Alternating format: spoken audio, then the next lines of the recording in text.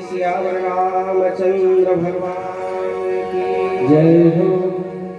अनंत कोटि ब्रह्मांड नायक परम पिता परमेश्वर भगवान श्री सीताराम के चरणों में साष्टांग दंडवत प्रणाम करते हुए अनंत बलवंत श्री हनुमान जी महाराज के चरणों में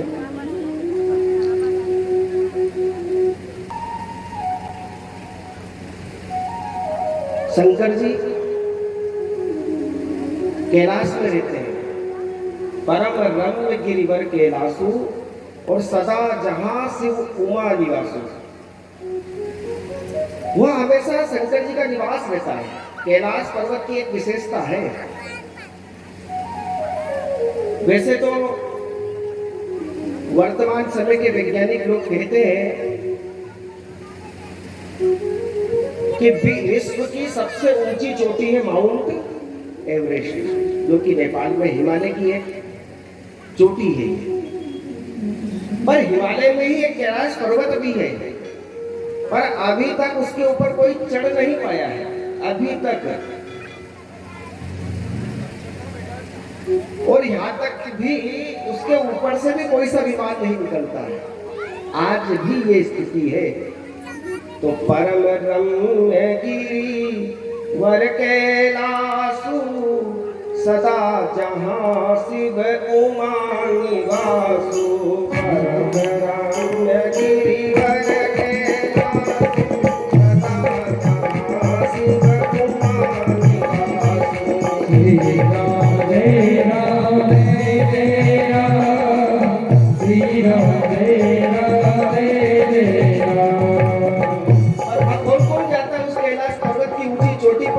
तो बताया क्या? हरिहर विमुख धर्म श्री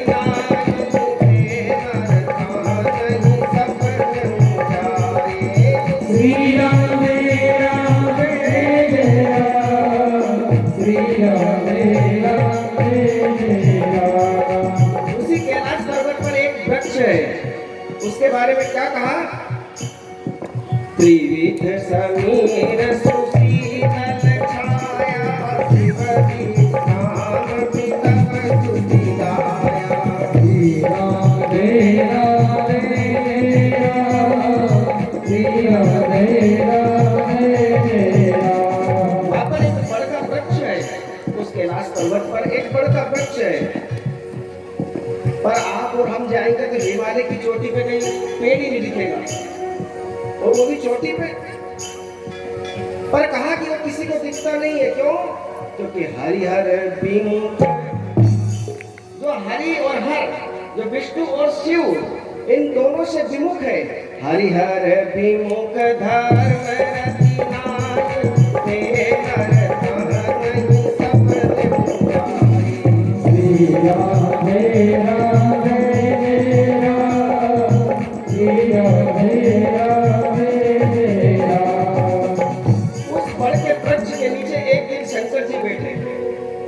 बड़का वृक्ष साधारण नहीं है, उसका वर्णन पुराणों में आता है। वो 100 योजन का वृक्ष है, 100 योजन। और ऐसा विशाल वट वृक्ष जो कैलाश पर्वत पर उपस्थित है, और उसके नीचे भगवान शिव बैठते हैं। और बैठते हैं तो कैसे लगते हैं? बैठे सोह काम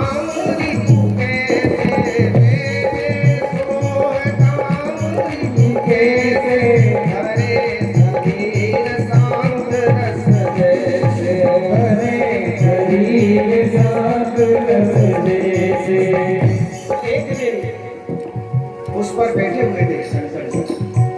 और जब बैठे हुए थे, आनंद के मुद्रा में बैठे हुए थे, माता पार्वती ने देखा कि आज तो बहुत आनंद से बैठे हुए हैं और बहुत प्रसन्न भी है।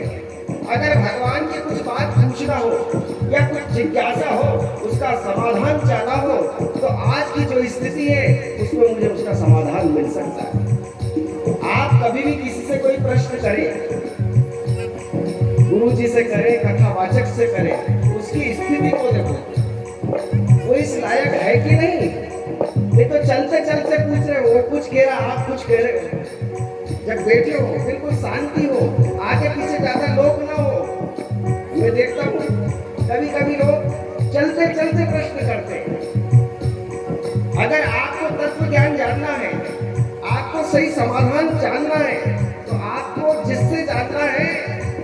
मुद्रा को प्रसन्न होना चाहिए और शांत रूप से बैठा हुआ होना चाहिए। एक दिन पार्वती ने देखा कि आज शुभ अवसर है, तो जैसे ही शुभ अवसर देखा तो क्या किया उन्होंने, देख के प्रसन्न हो गई। कुंद इंदु तर घोर शरीरा, कुंद इंदु तर घोर शरीरा, भुज कदम्ब परिधन मुनि चेरा, भुज कदम्ब परिधन मुनि चेरा। क्योंकि शंकर जी बड़े सुंदर हैं। कुंद, कुंद का पुष्प देखा आपने? सफेद होता है एकदम, बिल्कुल सफेद। चलो कुंद का पुष्प नहीं देखा, पर चंद्रमा तो सब लोगों ने देखा ही है। चंद्रमा कितना ध्वल है, कितना उज्जवल है, बिल्कुल चंद्रमा के जैसे हैं। अच्छा, चंद्रमा तो बहुत दूर की बात है, शंख तो घर में ही रहता है, कितना सफेद होता है। ऐसे है कुंद इंदु दर घोर शरीरा। किसी ने तुलसीदास जी से पूछा कि आपको उदाहरण भी देना तो तीन तीन उदाहरण, एक ही उदाहरण दे देते, सफेद है, धवल है, पर आपने तीन उदाहरण क्यों दिए? गोस्वामी जी ने कहा मैंने तीन उदाहरण इसलिए दिए कि पुष्प में कोमलता होती है, ऐसे उनके अंदर कोमलता भी है। चंद्रमा में प्रकाश होता है, ऐसे ही उनके अंदर प्रकाश भी शरीर से निकल रहा है, जो हमारे अज्ञान को नष्ट कर रहा है। क्योंकि शंकर जी से के मुख से जब निकलता, उनका नाम ही शिव है। शिव का मतलब क्या होता है? शिव का मतलब होता है कल्याण, जिसके दर्शन मात्र से कल्याण होता है। आपको कल बताया था कि शंकर जी कितने अशुभ वेश को धारण करते हैं, इसके बाद भी मंगलमय है वो। इतना अमंगल वेश धारण करने के बाद भी मंगल। तो ऐसे सुंदर शंकर जी तो जब देखा माता पार्वती ने तो सोचा कि आज मैं प्रश्न इनसे पूछ सकती हूँ, और उनके चरणों में बैठी और कहने लगी महाराज, उस जन्म की मुझे एक बात याद आ रही है। उस जन्म में मैंने आपका कहा नहीं माना था, और उसका परिणाम मेरा देह त्याग हुआ। और जब देह त्याग हुआ तो मैं आज उसी बात को पूरा दोहरा रही हूं, पर ये नहीं आपकी बात काटने के लिए नहीं, अब जिज्ञासा है। उस वक्त तो बात मानने की एक मन में भावना थी। अच्छा, किसी के पास आप जाओ, अपने प्रश्न का समाधान करना है, तो अगर जिज्ञासा से जाओगे तो आपको सही प्रश्न का उत्तर मिलेगा। पर आप नहीं मानने की भावना से गए तो चाहे कितने आपको लाख समझाए, आप फिर खंडन कर ही दोगे। करोगे कि नहीं? कोई समझाए, एक व्यक्ति था, उसने कहा कि मैं बड़े बड़े लोगों के पास गया, पर मेरे को मेरे प्रश्न का उत्तर ही नहीं मिला। तो किसी ने पूछा कि क्यों, तुझे कोई समझा नहीं पाया क्या? तो कि समझा क्या नहीं पाया, मैंने किसी की बात मानी नहीं। और जब ऐसी भावना रखेगा, उसको अपने प्रश्न का उत्तर नहीं मिल सकता। जिज्ञासा होना चाहिए, जानने की इच्छा होगी। जब आपके हृदय में जानने की इच्छा होगी तो भगवान ऐसा संयोग रच देंगे, आप उस इच्छा के द्वारा भगवान आपको जगा देंगे, कोई ना कोई एक माध्यम आपको बना देंगे। अब जैसे ही शंकर जी ने के पास पार्वती जी गई और पार्वती जी ने प्रश्न किया कि महाराज वही प्रश्न पुनः मैं करूंगी, पर उस समय तो एक ही प्रश्न था। एक प्रश्न क्या था? प्रश्न ये था कि जो राम रो रहे हैं ये परमात्मा नहीं है, और प्रश्न भी ऐसा था कि नहीं है। पर आज प्रश्न यह है, क्योंकि आपने कहा कि यही ईश्वर है, तो मुझे ये बात जानने की इच्छा है कि वो निर्गुण परमात्मा सगुण कैसे हुआ। अच्छा, निर्गुण भी था, कोई बात नहीं, सगुण भी हो गया, पर उसको क्या आवश्यकता? उसको क्या आवश्यकता? क्योंकि मैंने तो सुना है कि भगवान की इच्छा के बिना पत्ता भी नहीं हिलता है। और जब उसको अवतार लेना पड़े और अवतार लेकर वो असुरों का संहार करे, तो ये बात मेरे दिमाग में नहीं उतर रही, अभी भी नहीं उतर रही है। वो तो अपनी भौं भई से टेढ़ी करता या भई से संकल्प करता, सारे राक्षस मर जाते। तो मुझे आप बताइए कि उस परमात्मा ने, निर्गुण ब्रह्म ने सगुण क्यों रूप धारण किया?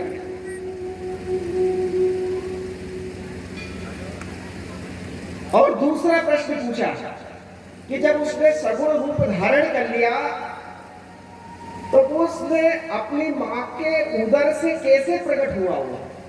क्योंकि वो परमात्मा है, वो कैसे? फिर तीसरा प्रश्न है कि जब वो प्रकट हो गया तो बाल चरित्र को कैसे करा? क्योंकि बालक तो बिल्कुल अबोध होता है, उसमें उस परमात्मा को बोध था कि नहीं था, इसके बारे में मुझे बताइए आप। इस प्रकार से उसने 14 प्रश्न किए। कितने? 14 माता पार्वती ने। और 14 प्रश्न के बाद 8 प्रश्न के उत्तर शंकर जी ने दिए हैं। और 8 प्रश्न के उत्तर देने के बाद माता पार्वती ने हाथ जोड़कर शंकर जी का अब कृत कृत्य भयऊं मैं, हे भोलेनाथ मैं कृत्य हो गई है। भगवान का अगर सही तरीके से जानने की इच्छा जिसने रख ली, एक बात भगवान की जान जाएगा, ऑटोमेटिक सारी बात अपने आप जानने में आ जाएगी। कोई चल के तो देखे, कोई जानने की इच्छा तो करे। और दुख है कि भगवान को जानने की इच्छा ही प्रकट नहीं होती है मनुष्य की, लालसा ही नहीं है उसके अंदर। भक्त 4 प्रकार के बताए, राम भगत जग चारि प्रकारा। कौन कौन से? सुकृति उचारी अनग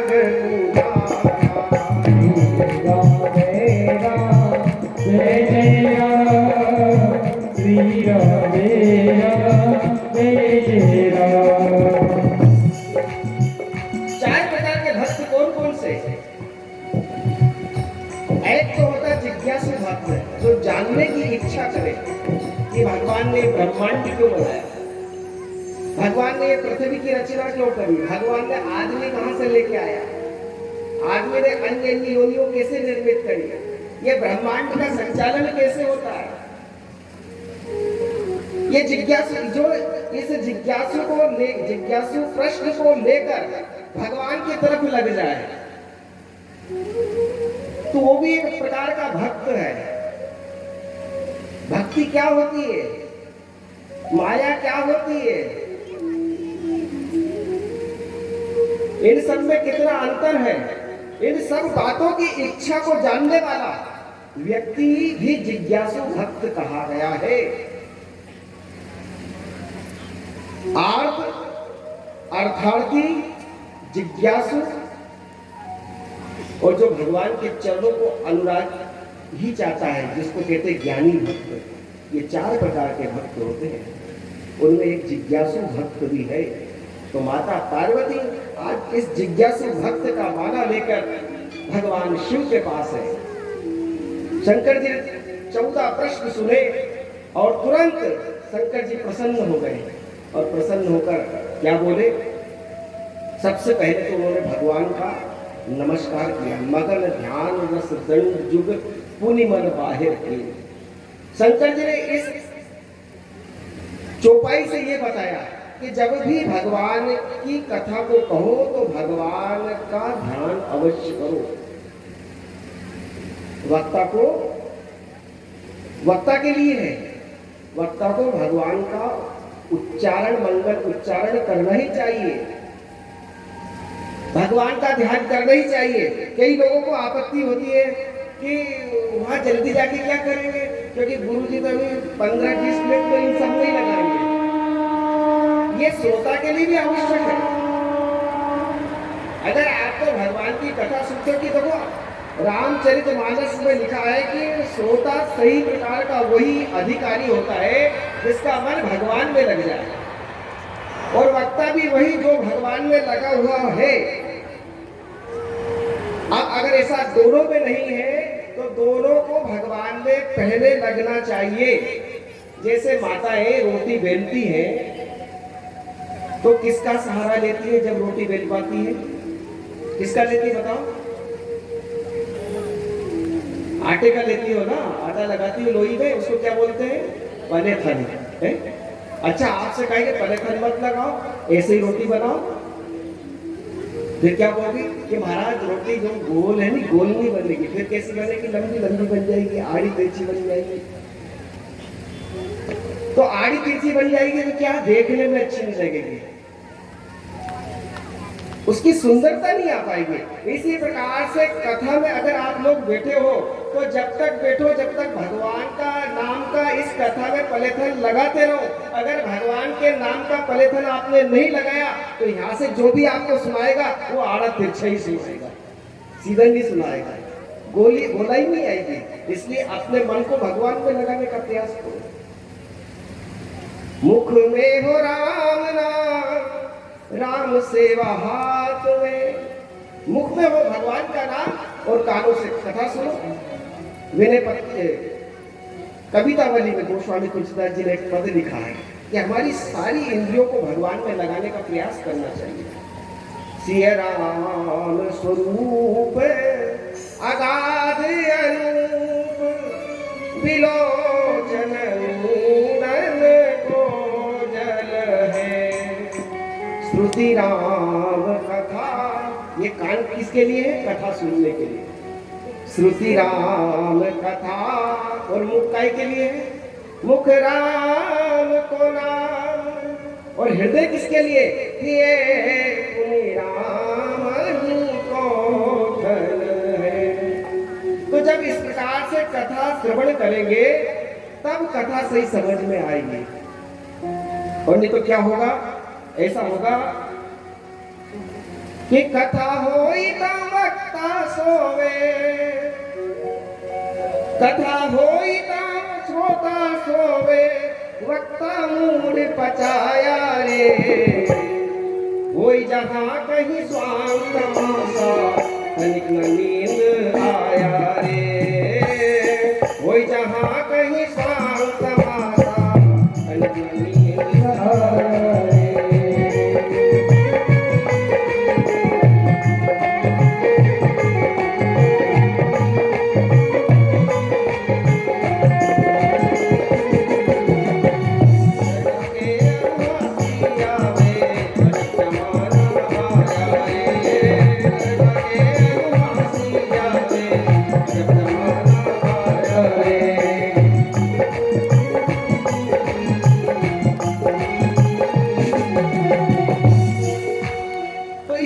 स्थिति हो जाएगी। हाँ कोई तमाशा हो रहा हो तो नींद नहीं आएगी वहां। तो इसलिए भगवान का स्मरण से ही कथा श्रवण होना चाहिए, तभी वो कथा सही समझ में आएगी। तो शंकर जी ने जैसे देखा मगन ध्यान रस दंड जो पुनि मन बाहे की, तो क्या बोले वो कि बंदमु बाल रूप सोई रामो, सब विधि सुलभ जपत सोई रामो, सब विधि सुलभ जपत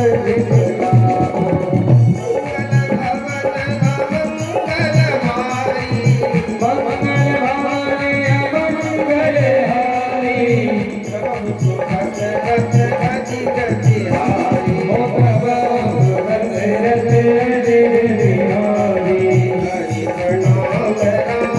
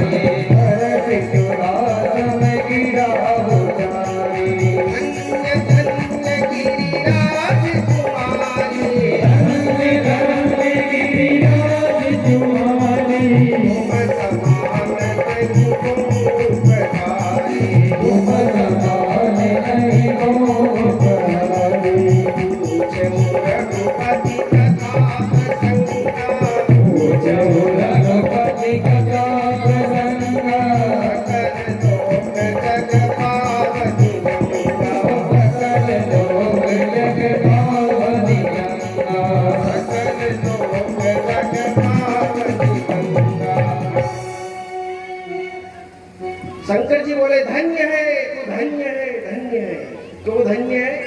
क्योंकि आपने ऐसा प्रश्न किया है पार्वती, जिस प्रश्न से इस पूरे जगत का हित होगा।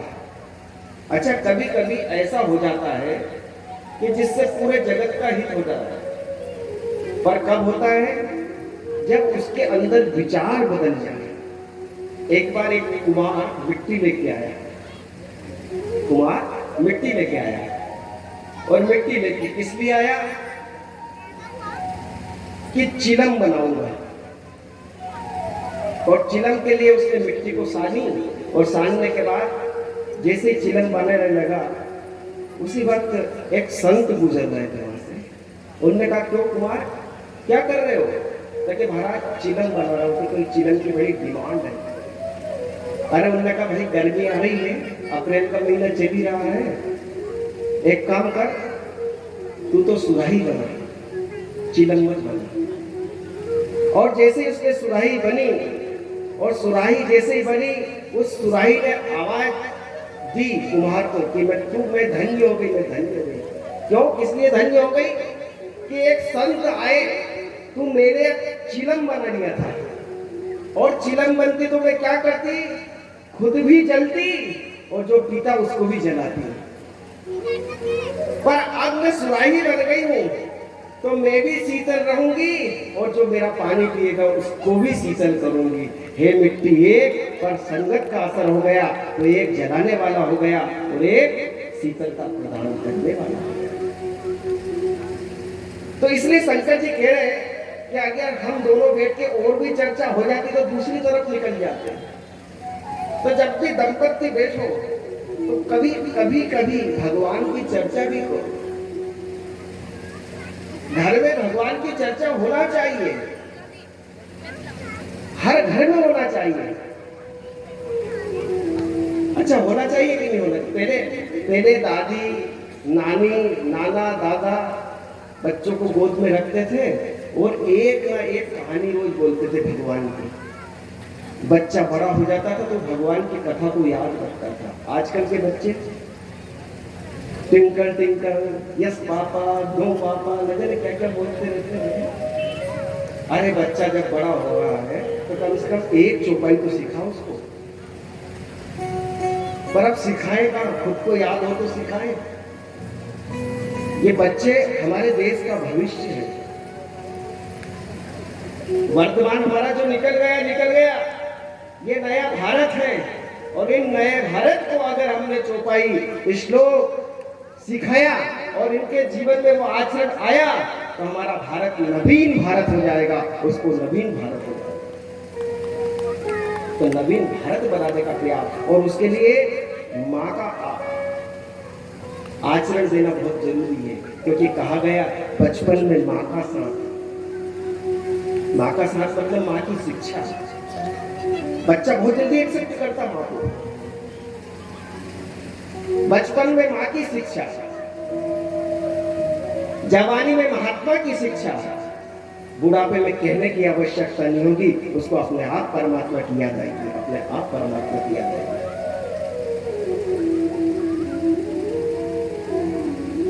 इसलिए आप लोगों को अपने घर में बच्चों को शिक्षा जरूर दो।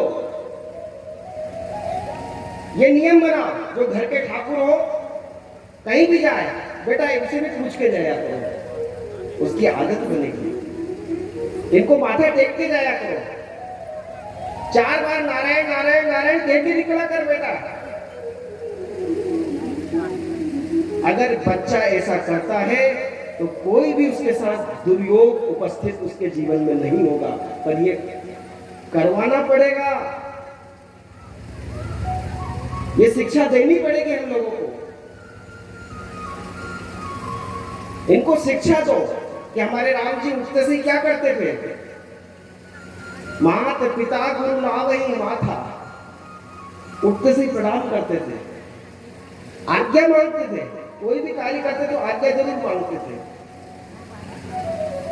तो बच्चों को अच्छी शिक्षा देना अत्यंत आवश्यक है। शंकर जी ने भगवान की स्तुति करी और पार्वती को धन्य धन्य बोला। कि तुमने बहुत अच्छा प्रश्न किया, राम जी की कथा का प्रश्न किया, आज मैं तुम्हें राम की कथा सुनाऊंगा। और शंकर जी बोले, पर तुमने एक जो प्रश्न किया है वो थोड़ा सा गलत किया है। तुमने ये शंका फिर से कर दी कि वो भगवान निर्गुण सगुण कैसे हो गया है। अरे जो, अच्छा ये बताओ, हम लोग कौन से रूप में हैं? सगुण रूप में है। लोग कहते हैं निर्गुण में है भगवान, तो हमको किसने बनाया ये बताओ आपको, हमको किसने बनाया? परमात्मा ने बनाया ना हमको। उसी निर्गुण परमात्मा ने हमको बनाया कि नहीं बनाया? उस निर्गुण परमात्मा ने हमको सगुण बना दिया। और जो निर्गुण परमात्मा सगुण बना सकता है वो सगुण नहीं बन सकता है क्या, ये बताओ आप? सीढ़ी के दो काम होते हैं, क्या होते हैं? सीढ़ी से ऊपर चढ़ा जाता है, चढ़ा जाता है कि नहीं बताओ? सीढ़ी से छत पे चढ़ा जाता है, पर सीढ़ी से जिस सीढ़ी से छत पे चढ़ा जाता है उसी सीढ़ी से छत से उतरा भी जा सकता है कि नहीं? तो जो निर्गुण बना देता है, निर्गुण से सगुण बनाता है, वो सगुण से निर्गुण भी हो सकता है और निर्गुण से सगुण भी हो सकता है। हम मरने के बाद हमारा कहाँ होता है? जीव बताओ, दिखता है क्या आपको? किसी को दिखा क्या? ये बताओ। मरने के बाद और फिर पुनर्जन्म हो जाता है। अरे भैया, परमात्मा भी अवतार ले लेता है। तो माता पार्वती से बोले शंकर जी, तदपि असंका की नहु सोई, और कहत सुनत सब कर हित होई। ये शंकाएं क्यों होती है? ये इसलिए होती है, उन्होंने कारण बताया कि जिन हरि कथा सुनी नहीं काना, श्रवण रंग अहि भवन समान। हरि कथा सुनी नहीं काना, श्रवण रंग अहि भवन समान। वेदन संत तरस नहीं देना, नहीं तरस नहीं देना,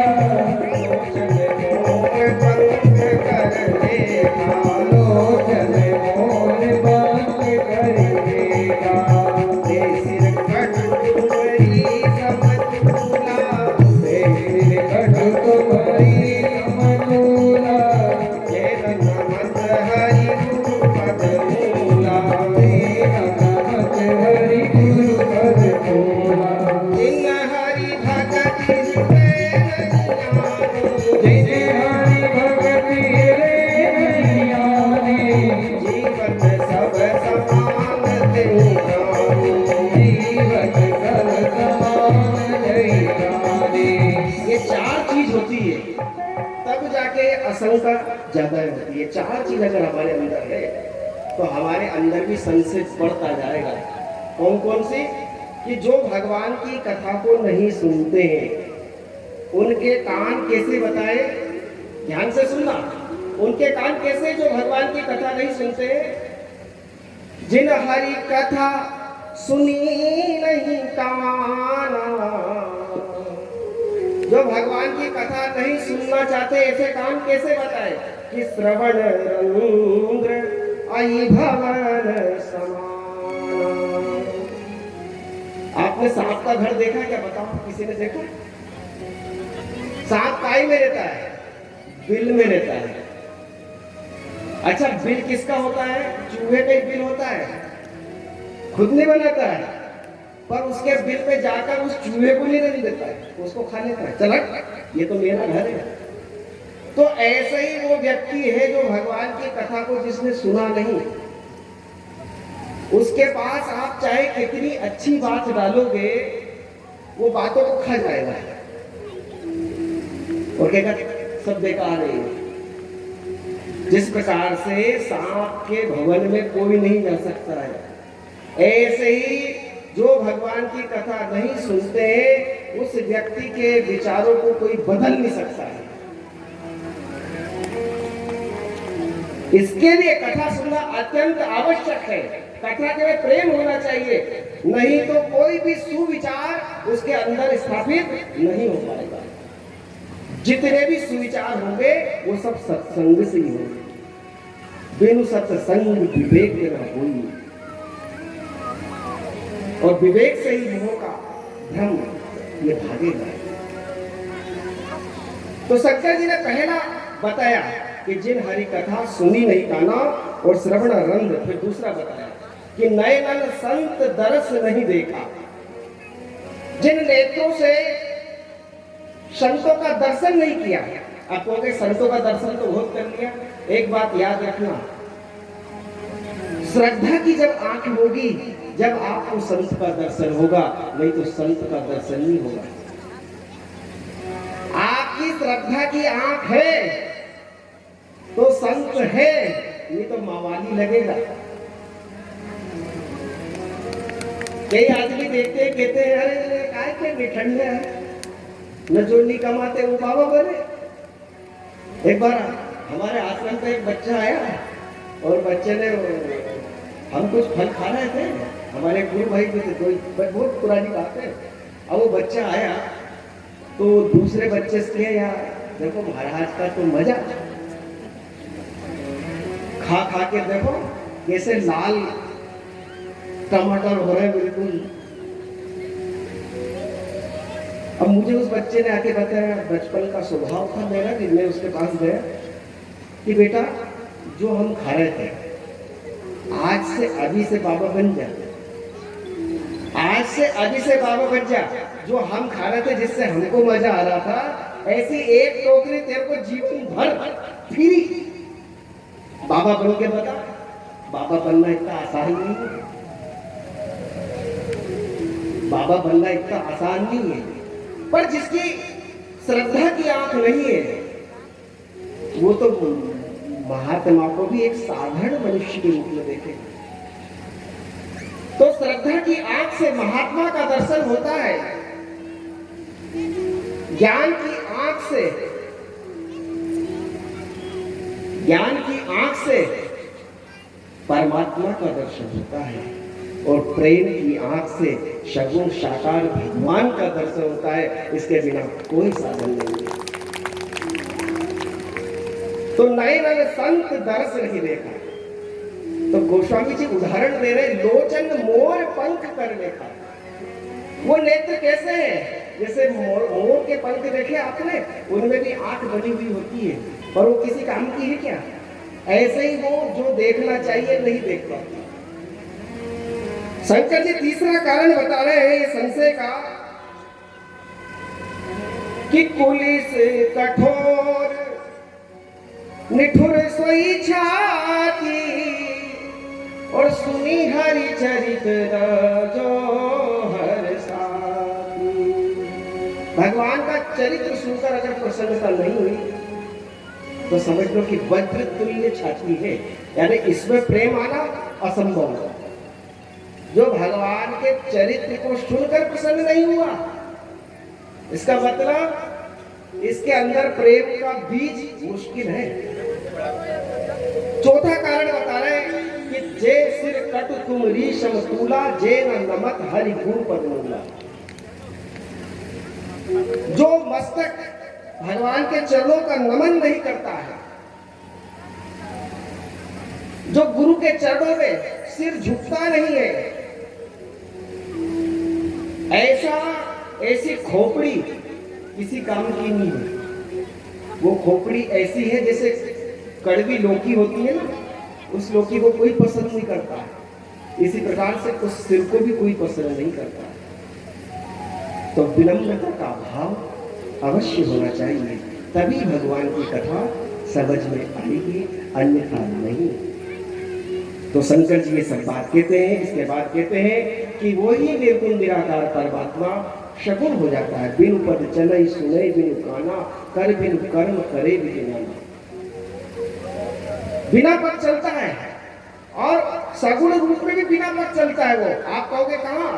जब माता कौशल्या छोटे से बच्चे को, जो राम जी है बहुत छोटे से, अभी गोदी नहीं हो पाते, चल नहीं पाते, घुटने के बल भी नहीं चलते, उनको सुला दिया। और सुलाने के बाद जब वो आई बाहर और आकर भगवान के मंदिर में गई, भगवान के मंदिर की पूजा करी, और पूजा करने के बाद भगवान को भोग लगाया और पर्दा बंद किया, और जैसे ही पर्दा खुला तो वहां पर वो छोटे से लाल जो उठ नहीं सकते, बैठ नहीं सकते, वो बड़े बड़े खीर खा रहे हैं। उन्होंने कहा ये बालक कैसे?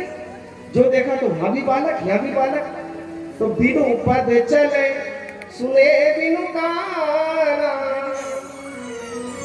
वो परमात्मा बिगर कान के भी सुन लेता है। बाली के प्रसंग में देखो आप, जब बाली को भगवान ने मारा तो बाली से कहा कि नारी सिखावन करसी न काना। अरे मूर्ख, तो अपनी स्त्री का कहना नहीं मानता है। तो उन्होंने कहा आपने कब सुन ली? लेकिन मैं सदगुरु की बात सुन लेता हूँ। तो वही परमात्मा सगुण साकार में आ जाता है। शंकर जी कथा कहने लगे, माता पार्वती हाथ जोड़कर उनकी ओर देखकर बहुत प्रसन्न होकर एक गीत दोहराई रही। कौन सा?